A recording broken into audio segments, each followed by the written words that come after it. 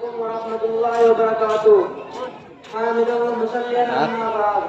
بارش ہو اعوذ رہی ہے. باللہ من الشیطان الرجیم. بسم اللہ الرحمن الرحیم.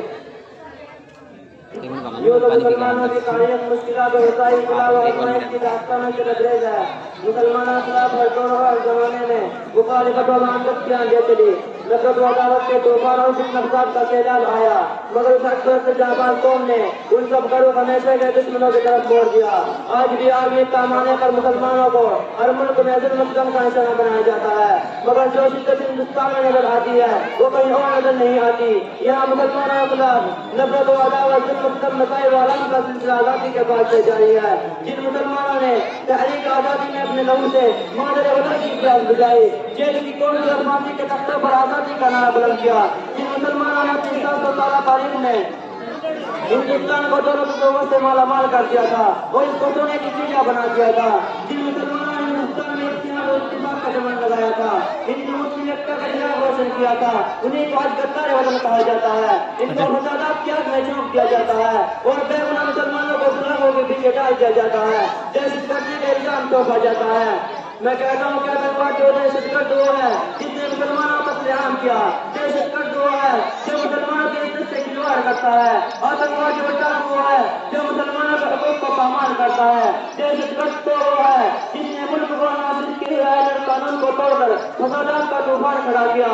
کیا ملا ہمیں آزادی کے بعد گجرات کے جلتے ہوئے مکانات، امرتسر کے جلتے دن وہ رات، جمشید پور کی قریشی، مظفر نگر کا دن دہرانے والا حادثہ اور بابری مسجد کی شہادت اور ستم بالے ستم یہ ہوا کہ ہمیں غیر ملکی کا اگر ملک بدل کرنے کی کوشش کی جاتی ہے.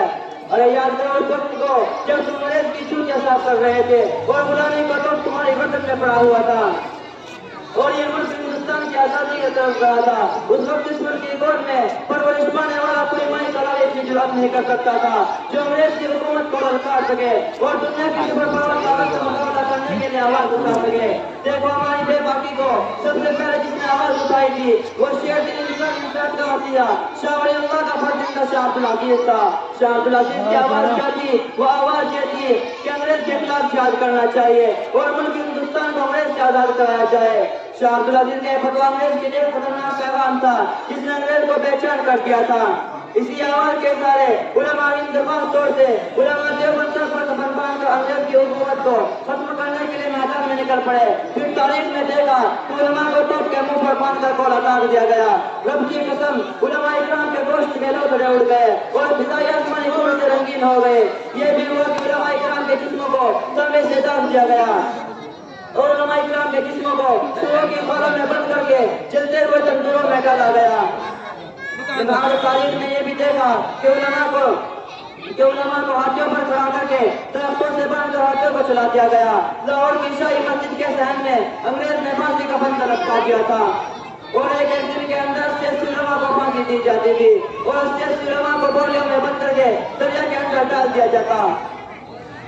تاریخ شہادت دیتی ہے کہ دریا کا پانی علماء اکرام کے خون سے صرف ہو چکا تھا مگر کسی عالم نے نہ تو انگریز سے سمجھوتا کیا اور نہ انگریز کے سامنے گردن نہیں جھکائی. آج ہماری تاریخ مٹانے کی کوشش کی جا رہی ہے جن کی آزادی کی تاریخ سے مسلمانوں کا نام نکالا جا رہا ہے اور سب یہ ہوا کہ ہم سے یہ سوال کیا جا رہا ہے کہ تم نے اس ہندوستان کو کیا کیا. اے ہندوستان وطن جو ہمالیہ کی بلندی سے پوچھو، گنگا کی گہرائی سے معلوم کرو، سرزمین ہند کی شادابی سے پوچھو، تاج محل کی بلند کوٹ عمارت سے پوچھو، قطب مینار سے معلوم کرو، لال قلعہ اور جامع مسجد کی دیوار دیوار سے پوچھو، یہ سب کے لوگ ہماری عظمت کی گواہی دیں گے. ہندوستان کا چپا چپا اس پر شاہد ہے. کیا ہندوستان کے انسان پر دانش کرو ہمیں بتلاؤ کہ ہندوستان میں قطب مینار کی بلندی کس نے دی، لال قلعے پر جامع مسجد کی پرسی کو عمارت کس نے دی، تاج محل کی رہنمائی کس نے عطا کی. 100 بار سوارا ہے ہم نے اس ملک کے عزیزوں پر ہم کو، 100 بار سوارا ہے ہم نے اس ملک کے عزیزوں پر ہم کو، یہ اہل دلوں بتلائیں گے کیا ہم نے دیا ہے آدم کو. اگر مسلمانوں کی تاریخ کے بکھرے ہوئے آپ کی بھگا نہیں بلکہ کرسی نشین حکمرانوں کی بھی اشارت ہے کہ ہمیشہ اس آزاد ہندوستان میں مسلمانوں کے مسائل میں جمہوریت کا مذاق اڑایا گیا اور مسلمانوں کو ان کے حقوق سے محروم کیا گیا. معیشت و تجارت ہر موڑ پر مسلمانوں کو مفلوج بنایا گیا. آج حکومت کے حوالوں سے لے کر ملازمت کے میدانوں تک اقلیت کا نعرہ لگایا جاتا ہے جبکہ ہندوستان میں برادران وطن سے کہیں शख्सियत हमारी कुर्बानियां है। हम उन लोगों के दावत की आवाज पहुंचा देना चाहते हैं जिनके हाथों में जन्मा हुकूमत है कि अगर हिंदुस्तान की सालियत चाहते हो हमें वो वक्त दो कि जमहूरियत कायम की ओर से मिलता है। मुसलमानों को में भरी आजादी चाहिए। हम कहना चाहते हैं कि मुसलमानों के हुक्म को पामाल न करे। आमीन व आखिर दावाना अल्हम्दुलिल्लाहि रब्बिल आलमीन।